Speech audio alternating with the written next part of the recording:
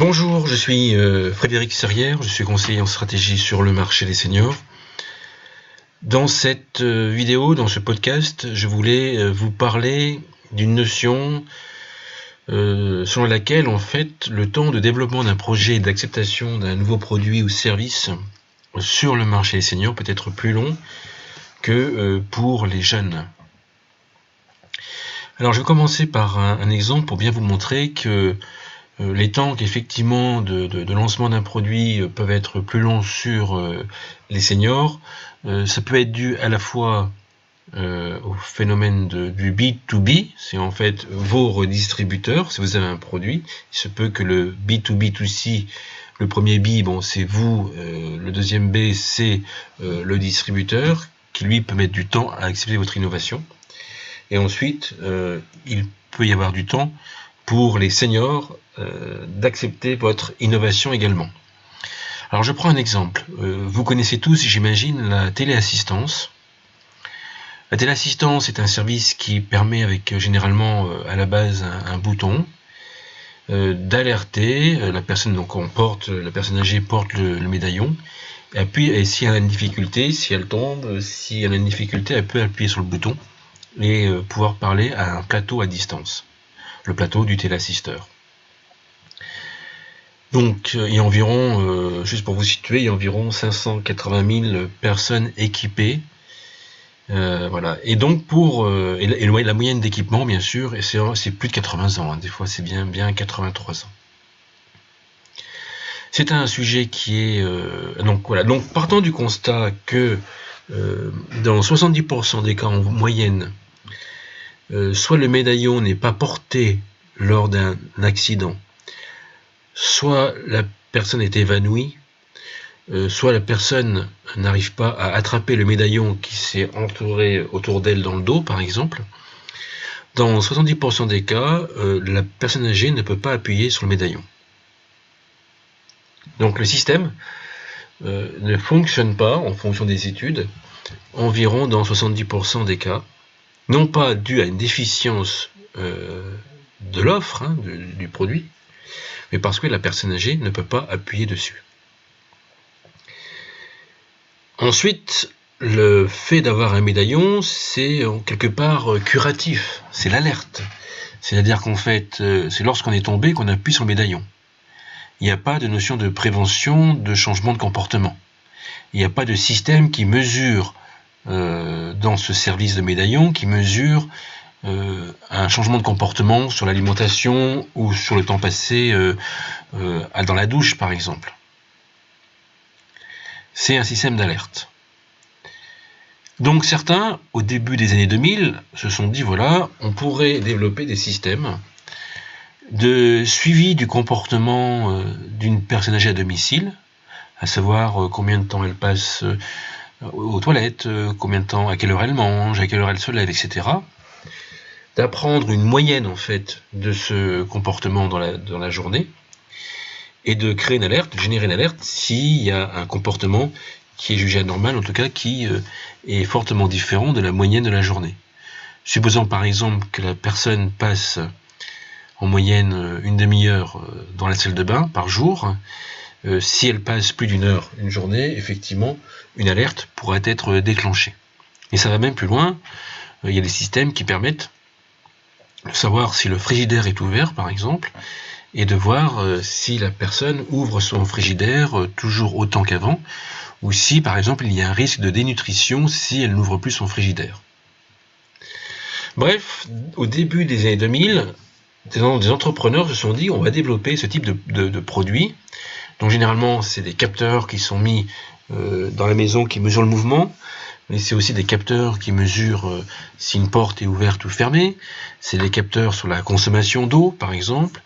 Bref, on met au domicile des capteurs qui sont reliés à un logiciel et sur un ordinateur, et ce logiciel va apprendre l'usage, via apprendre via les capteurs le comportement moyen d'une personne âgée. Généralement l'ordinateur met 1 à 3 semaines pour apprendre, pour se faire des courbes moyennes de comportement. Ce système-là, on l'appelle le système par actimétrie. Les premiers systèmes par actimétrie qui sont sortis en Grande-Bretagne, notamment, et aux USA, au tout début, même un petit peu avant l'année 2000. Et en France, le premier, à mon sens, a été Senior Alert. En tout cas, un des premiers, c'était Senior Alert, et c'est apparu en 2003. Et c'est seulement maintenant, en tout cas depuis 2 ans. Donc ces systèmes-là sont proposés, donc il y a deux façons de faire. Il y a des acteurs qui proposent ces systèmes-là et qui le proposent directement aux seniors, donc en B2C. Ça c'est le cas de Senior Adam, Senior Alert par exemple. Et il y a des acteurs qui proposent ce système-là via des téléassisteurs qui eux existent déjà. Donc là on est en B2B2C, et c'est par exemple le cas de Télégraphique si je ne me trompe pas. Dans le deuxième cas en question, le deuxième B, donc les téléassisteurs existants qui ont un plateau qui pouvaient utiliser ce système-là en plus, il le propose que depuis 2 à 3 ans. C'est seulement maintenant que ces téléassisteurs le proposent réellement. Donc ces téléassisteurs importants auront mis plus de 10 ans pour accepter de commencer à commercialiser ce nouveau type de service, en tout cas cette innovation. Et ensuite, bien sûr, maintenant, il faut que ce service soit accepté par les seniors, et ça c'est pas gagné. On voit que ça va prendre encore au moins 5 ans. Donc entre celui qui a eu l'idée au début des années 2000 et on va dire le démarrage de ce type d'innovation, en tout cas l'acceptation de ce type d'innovation par les seniors, par les personnes âgées, il se sera passé pratiquement 20 ans. Ça c'est un exemple, c'est un exemple très précis, très particulier, mais c'est un exemple de temps long de développement de produits et de services sur le marché des seniors, notamment s'ils sont trop innovants et s'ils sont basés sur des usages qui ne sont pas en cohérence avec les générations ciblées.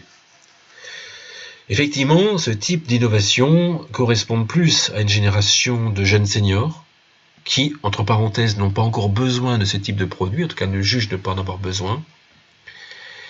Et c'est beaucoup moins en cohérence avec la génération des seniors âgés aujourd'hui. C'est un peu comme si moi j'ai développé un logiciel, c'est un peu comme si moi j'ai pratiquement 50 ans, et vous me disiez, voilà, on va développer un logiciel qui traduit ce que vous dites en langue chinoise automatiquement, et ce logiciel, il est sur la PlayStation. Toutes les personnes de mon âge n'utilisent pas forcément la PlayStation, ça ne correspond pas forcément en cohérence avec ma génération, mais plus avec une génération plus jeune. Et si l'on veut proposer à quelqu'un qui a 50 ans ce type de produit, on risque de devoir attendre que la génération plus jeune atteigne les 50 ans. Bien sûr, on peut également essayer de pénétrer le marché des gens qui ont 50 ans. Donc, ces phénomènes de temps d'acceptation qui sont longs, on les retrouve très souvent sur la Silver Economy, et beaucoup d'acteurs du marché des seniors de la Silver Economy ont tendance à les sous-estimer. Effectivement, lorsqu'on rencontrait au début des années 2000 les créateurs en fait de ces innovations de nouvelles téléassistances par actimétrie, ils étaient persuadés que ça allait fortement se développer. Alors que l'on voyait déjà en Grande-Bretagne, qui est un pays qui est en avance sur la technologie de téléassistance, sur ce secteur-là, on pouvait voir qu'effectivement il y avait d'énormes difficultés à commercialiser l'actimétrie auprès des seniors. Donc, nous, quand on vous accompagne, imaginons qu'on vous accompagne sur une innovation, on va on va travailler sur une courbe de développement moyenne constatée dans le secteur d'activité dans lequel vous êtes, ou pour votre type de produit. Et si c'est une innovation très importante, on va essayer de se caler sur des innovations qui sont très proches de celles que vous allez créer.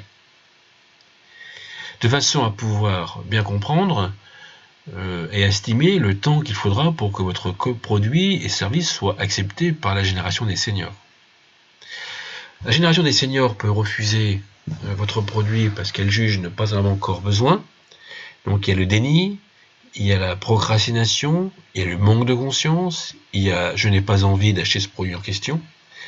C'est par exemple le cas des piluliers connectés, où les personnes disent « écoute ma fille, j'ai toute ma tête, je n'ai pas besoin d'avoir un pilulier connecté ».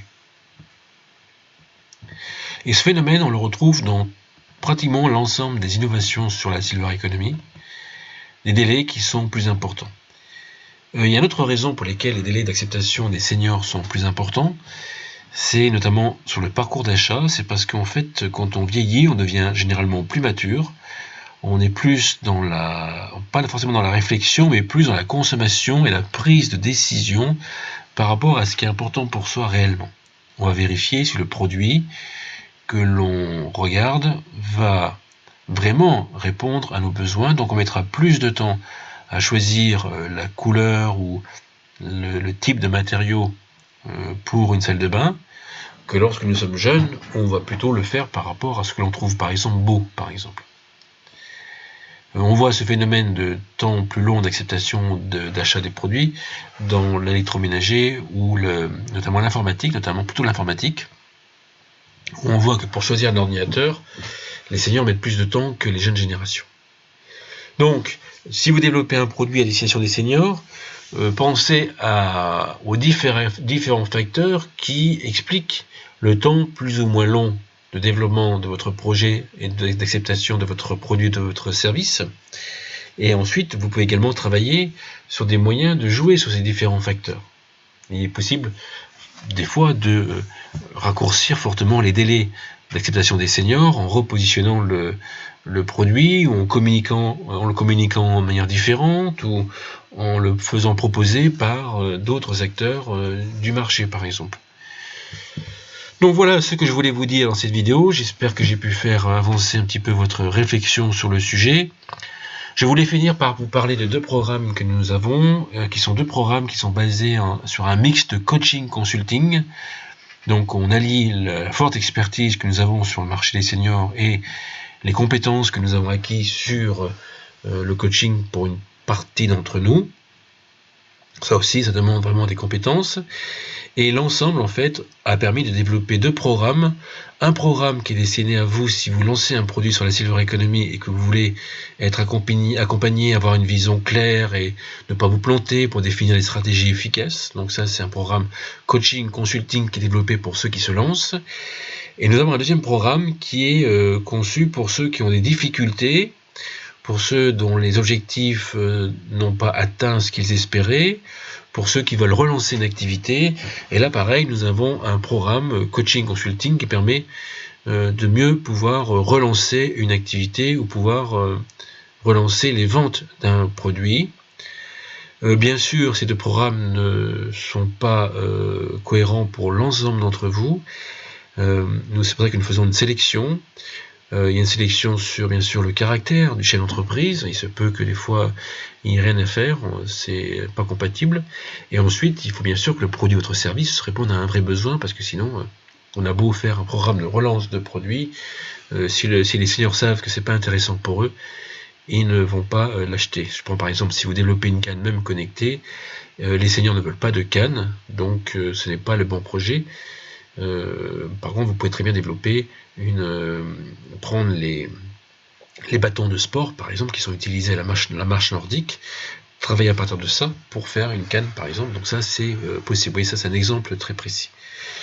Voilà ce que je voulais vous dire. Vous pouvez regarder d'autres vidéos sur ma chaîne YouTube. Vous tapez Frédéric Serrière dans YouTube et vous trouvez ma chaîne YouTube. Ensuite, vous pouvez lire mon guide Silver Economy. La version 2019 contient 800 pages format A4, donc c'est beaucoup d'informations pour un prix raisonnable qui vous donne l'ensemble des clés de base, en fait, essentielles pour bien comprendre comment développer un produit et réussir sur le marché des seniors. Ensuite, si vous voulez aller plus loin, nous avons un site qui s'appelle Silver Economy Les Formations, qui est un site qui propose des formations en ligne sur différents sujets liés aux seniors, bien sûr. Et vous pouvez vous former quand vous le voulez, au rythme que vous voulez, aussi longtemps que vous voulez, parce que vous pouvez voir les vidéos plusieurs fois, bien entendu. Vous avez également, comme en présentiel, la possibilité de nous poser des questions. En tout cas, d'interviewer, de poser des questions aux formateurs. Enfin, vous trouverez mes coordonnées en bas de ce slide. C'est le standard français et également l'email de mon assistante à Berlin.